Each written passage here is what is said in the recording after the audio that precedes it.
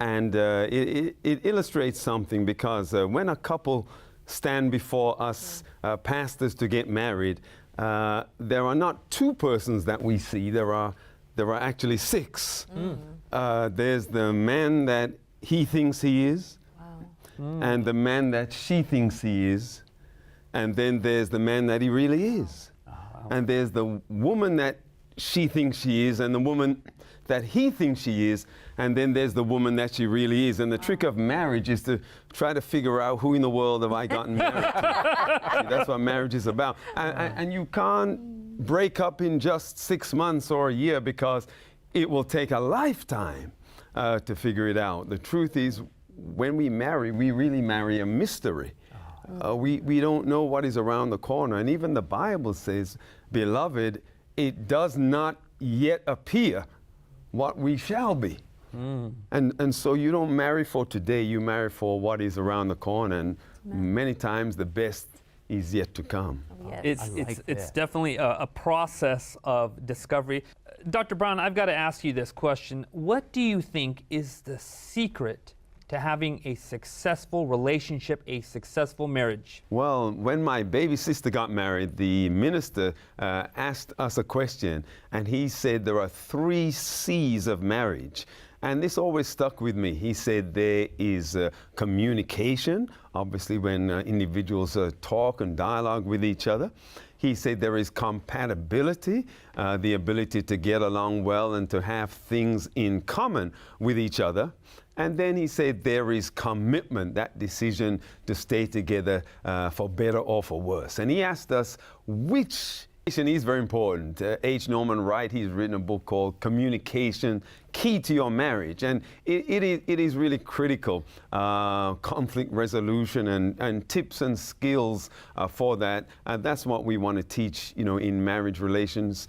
But despite the importance of communication, I know many couples well able to communicate, call each other up on the phone, even go out to eat dinner together years after the divorce. In other words, as good as communication was, that in and of itself did not keep the marriage together. It's not enough. It's not enough. Dr. Brown, could you flesh out a little bit more about this idea of compatibility? And the reason why, we don't have just married people or divorced people watching the show. We've got single people. We've got young adults. Yes. We've got lots of individuals interested in the topic of love and trying to understand what compatibility is all about. Could you break that down for us? Sure. So compatibility is often thought of as things that we have in common. Right. In fact, even in the Bible, it says, be not unequally yoked, or it says, what fellowship has light with darkness? In other words, it's trying to say,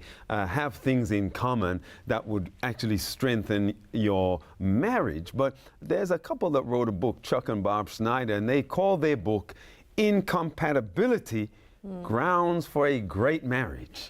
That's what they call their book.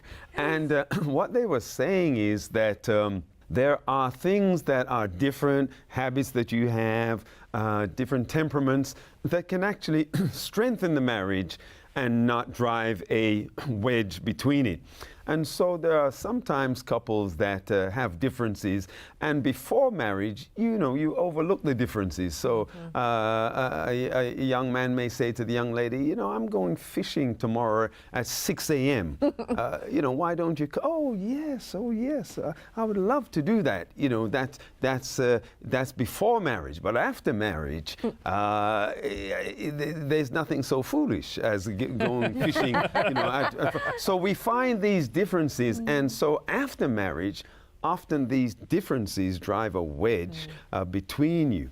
But what these authors suggest is that we should take these differences and learn to enhance the relationship rather than cause them to drive a wedge. But it is true, while some say opposites attract, and there is truth in that, opposites do attract, but it is similarities that sustain. It is the things that you have in common that actually bind you together. Wow, that's beautiful. Yeah. We're looking at probably the most important human relationship we'll have here, one that will impact us in more ways on multiple levels. How does the relationship of marriage mirror our relationship with God? Well, it really does. It really does, Anil, especially in this area of commitment. Somebody said, pray for what you want and live with what you get. So after you've made that decision to marry, till death do us part, for better, for worse, in sickness and in health, it is really, as Rick and Cindy said, it's not so much the words that we have uttered to each other that matter, but as you said, it is mirroring the commitment that Christ made to us. So he said, I will never leave you nor forsake you. Jesus said, I will be with you always, even to the ends of the earth. And so when we make our commitment in marriage, we are trying to model or to mirror what Jesus has done for us. And that's why it's got to be a faith thing, because some of the things that we see, in marriage, logically, we would want to throw in the towel. Yeah, right. And call it quits. But by faith, we stay together, believing that as Romans 8:28 says, God will work all things out for good to those that love the Lord. Dr. Brown, what would you say to a couple that isn't there? How about to a couple that maybe feels we're incompatible? Sure. We're ready to throw in the towel. There's no fire left here. Sure. What would you say to a couple like that? Well, what I love about what I've heard is that they invest in the relationship, that a marriage for them is not about what they can get, but about what they can give. And that's what I would say to a couple. Invest. Dr. Willard Beecher said many people think that marriage is a box full of goodies or full of candies, and that you can put your hand in the box, dip in the box, and pull out the goodies or the candies, and the box will remain mysteriously full. You can just endlessly pull these goodies out of the box. But the reality is that marriage is not a box that is full of goodies. Marriage is an empty box. And you cannot expect to get out of the box what you have not put into the box. And so there need to be lifelong investments. Always, every day, put something into the box. It can be something that doesn't cost you anything. It can be smiles, it can be compliments, can be love notes. But then after a while, I think you ought to spend a little money. It can be restaurant dinners. It can be hotel reservations. It can be cruise vacations, Put something into the box. And then I believe you can take something out of the box. Yeah. Right. Wow. Very well put. Marriage is a school that has no graduation, Ooh, right? Amen. You're still investing in it. Yes. It's something you're still studying out. That's correct. And trying to navigate through. Yes. There are people, again, who are listening, who are watching the show, and maybe they're in a relationship, or maybe about to be in a relationship. When would we ever say, wait a minute, I don't think this is an ideal circumstance. I think you should probably consider not moving forward? Well, we do premarital counseling, doing that right now with a couple, and we consider about 10 areas: communication, conflict resolution, sexuality, attitudes towards children and parenting, and on and on. And we evaluate them often with an objective test, and then a qualitative or interview type of test. And then we look at strengths and growth areas. We try not to use the word weaknesses. We say growth areas of growth, and see where they have a compatibility and what they have in common. And we try to do this with a couple months, ideally even over 12 months, ahead of the wedding. Because sometimes when the couple have set or fixed the date, Yeah. then when you are speaking to them, they nod and say, yes, doc, yes, doc. And nothing is actually going into their... It's already a done deal. It's They're a- heading in that direction It's no a matter done what. deal. And they're already convinced that they are going to go to the altar anyhow. But there can be red flags, and many of those red flags may not have to be in the area of romance. For example, one couple currently their red flag is finance.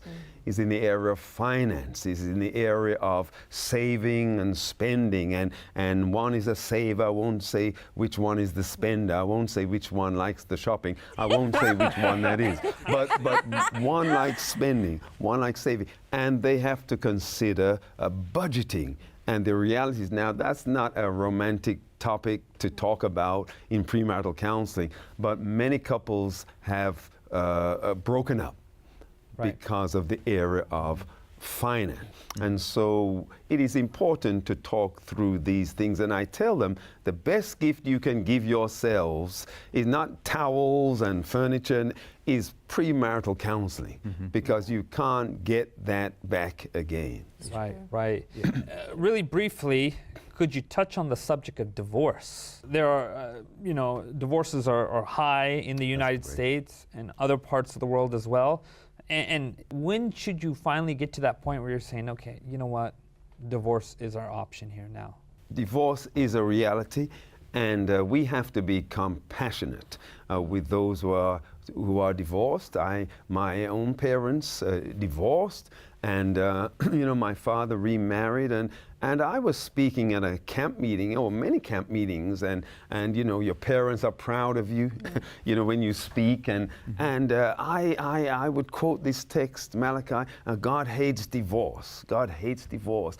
And after a while I said, I wonder how Dad feels hearing his son repeatedly up there saying God hates, divorce. And I realized that I was not being compassionate, and that I should look at the Bible, in a different way. And there are many times that divorce is the only option. And so I believe that the Bible is preventative and redemptive. In the first instance, the Bible says these things ought you to do. But then he says, but if things go wrong, then there is this. And so we must be loving and compassionate, and we must agree that for some people, divorce and even remarriage is a good thing. And the Bible does give allowance for that. But the Bible does want us to do our best. There's something called a marriage contract and a marriage covenant. And in the world, marriages are often contracts. They are if-then arrangements. If you do this, then I'll do that. And we have bargaining, sexual bargaining even, that takes place. But Christian marriage is not a contract. Christian marriage is a covenant. It is not a 50-50 arrangement. Amen. It is a 100-100 relationship. Yes. It's not about what you will give. I have married you because I believe you are going to give me 100%, but even when I'm not getting 100% from you, I am going to give 100% to you because Christ gave that to me.